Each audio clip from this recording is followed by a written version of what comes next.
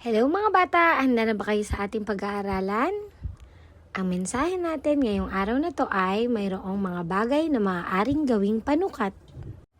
Ito ang mga ginagamit natin kung tayo ay kukuha ng standard measurement. Natatandaan niyo pa ba? Nagamit ang inyong bahagi ng katawan, maaari kayong kumuha ng non-standard measurement. At ngayong araw na to, gagamit tayo ng mga bagay katulad ng mga ito sa pagkuha ng non-standard measurement. Handa na ba kayo? Halina, simulan na natin. Gamit ang Crayola, sukatin nga natin ang lapad ng doormat. Gamit ang lapis, sukatin naman natin ang taas ng inyong mga kaklase. Gamit ang sangstick, sukatin ang sahig sa silid-aralan. Ulitin natin, may mga bagay na maaaring gamiting panukat katulad ng stick, lapis, Crayola at pencil case. Ngayon, oras na para sa gawain. Ano-ano ang mga bagay na maaari nating gawing panukat? Pagkilala sa mga letra. Mga bata, ating balikan ano-ano ang tunog ng mga letrang to.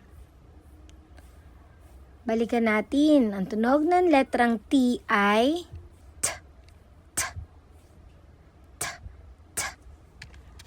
Magaling! Ngayon, oras na para bumasa. Sa tulong ng inyong mga guro, basahin ang mga sumusunod.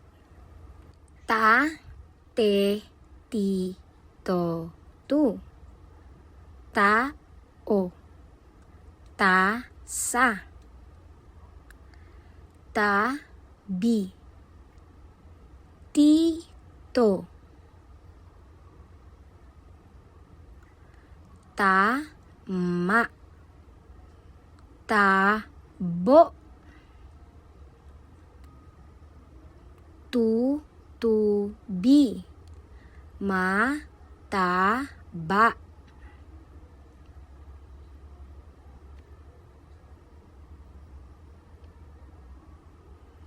Ang, tu, ta. Sa, ta, bi. Ma, ta, ba. Ang, tito. Magaling! Ngayon, oras na para sa gawain. Bilugan kung saan nagsisimula ang mga larawan. Pagkilala sa mga bilang, ating balikan sa tulong ng inyong mga guro, basahin ang mga numerong ito. Pagbabawas o minus. 5 babawasan ng 3 magiging 2.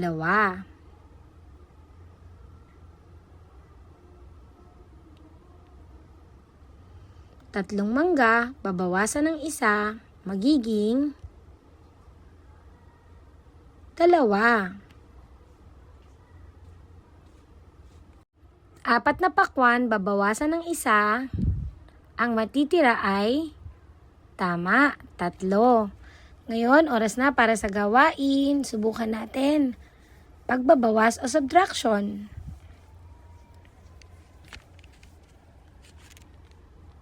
Ngayon, para naman sa ating wrap-up time, tinalakay natin na may mga bagay na maaaring magamit bilang panukat, katulad ng mga ito.